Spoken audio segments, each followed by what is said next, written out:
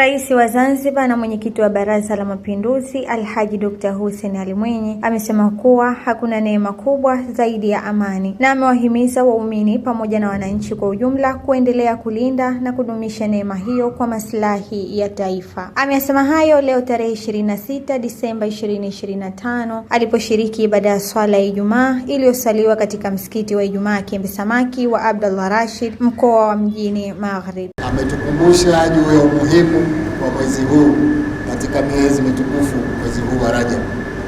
Basi inshallah tukaongeze ucha Mungu katika mwezi huu.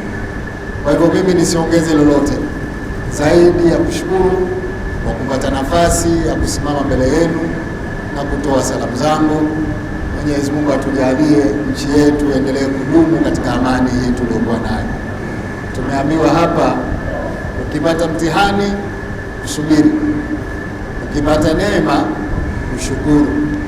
Mwenyezi Mungu katuneemesha kwa neema ya amani katika nchi yetu. Tumefanya uchaguzi kwa amani, tumemaliza kwa amani, mpaka leo tuna amani.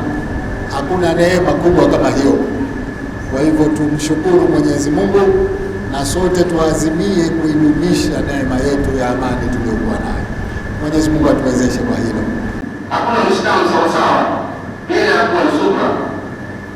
Wengine wakatuambia subira nayo na ibada na ni wajibu kwetu sisi, na ina nguzo tatu subra. Nguzo ya kwanza ni kuzuia nafsi yako na kukasirika kwa yale ambayo Mwenyezi Mungu amehukumu na atakufika. Nguzo ya pili ni hafsul lisani ani shakwa, kuzuia ulimi wako kulalamika. Unafika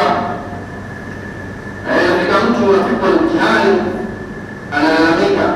Lakini nguzo ya tatu ni kuzuia mwili wako kufanya yale ambayo Mola wako hayapendi na haridhii. Bila mambo haya matatu hakuna subra. Alhaji Dr. Hussein Ali Mwinyi ameendeleza utaratibu wake wa kujumuika na waumini wa dini ya Kiislamu katika ibada ya sala Ijumaa katika misikiti mbalimbali hapa nchini. Huzaima Khamis, ASAM Online TV.